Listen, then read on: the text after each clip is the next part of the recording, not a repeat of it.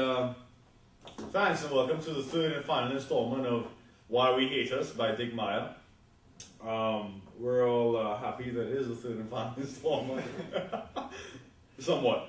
Alright, just to get us going here, the first thing we're going to talk about is the concept of omni-marketing, which is essentially excessive marketing, and how it's been affecting our society. Anybody have any kind of thoughts here on excessive marketing and what it's been doing? I think the basic point that this chapter is trying to make is that marketing, the overload of marketing is bad. Like, marketing is good to a certain extent, but to have too much it really like destroys the whole purpose of it, because when we as people are given too many choices and we're overloaded with choices, it makes it too hard for us to really make a choice. We need information to make a valid choice, but an excessive amount of information destroys the whole equation, and we can't really make a reasonable choice as consumers. One would argue, though, that that's a good thing just because of the more information you have, even if it's excessive, is that it gives you the fact that it makes it hard to have a choice. Also helps with competition.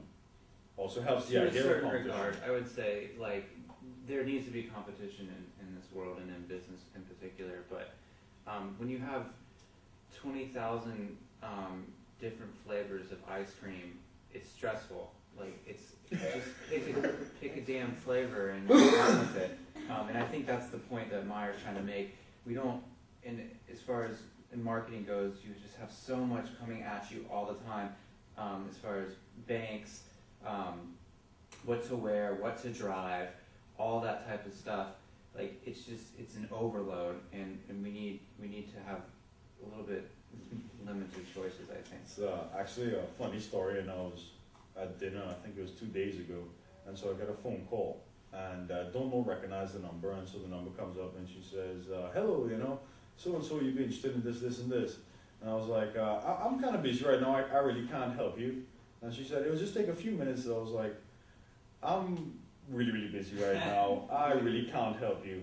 But it'll take a few minutes, I'm going to hang up right now, thank you. And that's how the conversation went. Yeah, when they're just pushing, this excessive marketing thing, no matter how they can get you, they will. One of the examples the book made was that, like, way back when cereal was in barrels and you just scooped it up, you could you could taste the cereal before you bought it, so you would know exactly what you were getting. Now that they're in boxes, you can't open up a box and taste the cereal. So you do need marketing to help you guide you to what decision you want to make. But then he says the bad part is when you have a complete aisle full of 100 different cereals, then you're like, where do I even start? It just makes life just like so stressful. Yeah. It's just ridiculous. But also do you think it's also specifying and kind of wheeling you down to decide in some kind of specific parameters what you like and what you don't like? You can as just well. say that about marketing. Yeah, but the marketing, essentially two products, if one's more marketable than the other, it may make you, in essence, the whole point being, things like, for instance, like Cheerios. There are a bunch of cereals like Cheerios. Why do you choose Cheerios over, its leading competitor? Because of marketing. They market it, and the public store brand of Cheerios doesn't market. Because it lowers your cholesterol. Finally, the humor is coming out. There we go. It took 3 sessions, and here we are. I don't know. I think it's problematic. I think also with that, you know what you want as a person. Like, say you're more into a healthier brand or something, but then even though you narrow your decision down to one part, there's still 20 different healthy cereals, right, and there's still 20 different healthy. I agree. Snacks or whatever. So with that, that's where the overload comes, because there's so many choices. Even in your small segment, there's still tons of choices.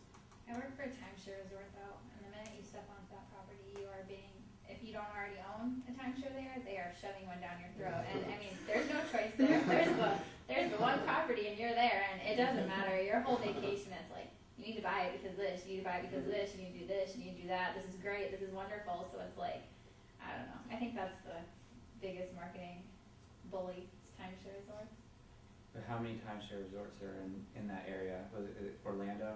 Yeah, I mean, there's a good amount, but it's like if you're staying on our property, that should be enough to make you want to buy it. We shouldn't have to have a team of, 400 salespeople who every day are calling you, come on a tour, come do this, we want to give you this, we want you to go here. You're already there. Mm-hmm. Yeah. One of the things that the next pretty much thing that we should probably discuss that's near and dear to my heart is the way that salespeople are actually creating desire for us to want things. I mean, you see it all the time. If you go anywhere and you go to a store, like you're trying to buy a watch, for instance, you want a Fossil. Next thing you know, you're looking at a Rolex and you wonder, where the hell did you go? Right. How the hell did you get to this point where the way that they speak about the product is somehow luring you to make a different decision of what may actually be best for you. And I think that just goes straight back to his point about just so many options and how there's so much marketing pushed on you for what type of watch to wear. You want a Fossil, and you knew that going in there, but then when you walked in there, there's marketing for Rolex, there's marketing for Diesel, and you just get lured into buying another watch, I guess. I don't know. Yeah, I mean, I definitely had that, like, essentially the sales person is like, oh yeah, this watch is really, really great quality and blah blah blah, and they tell you some rubbish story, and next thing you know, yeah, you're buying a Zodiac watch and you're thinking, what the hell is Zodiac? Except for a psychotic I killer. remember as a little kid, like when you go into like the shoe store and like say you have shoes that has a little air bubble on it, like they make you think you're gonna jump higher or run faster because you wear those specific shoes, and it's really not real because like shoes are shoes, and like one good example is like an NBA player. He decided what people would call like not name brand shoes. He said he's gonna come out with his own brand to show people that there's really no difference. It's just you putting a name on it or somebody standing behind it saying, okay, this is what I wear.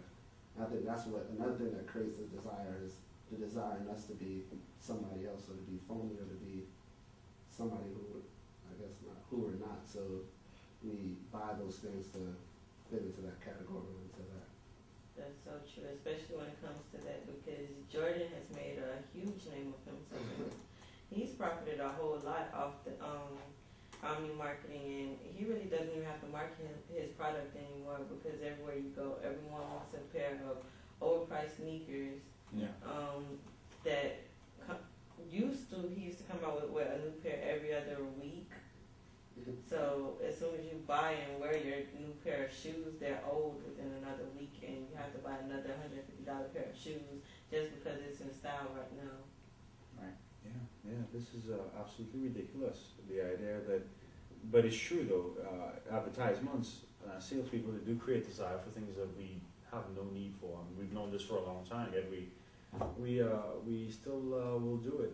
Today I'll watch some kind of stupid Wendy's commercial or something else, and I'll think, wow, I really could use a burger. Yet what's funny is that if you look into the advertising, the burger isn't real, the one that they're actually showing. Oh, no. There's no real beads of sweat on that piece of lettuce. It's amazing. It is amazing. You know it's somebody's job to place food in commercials?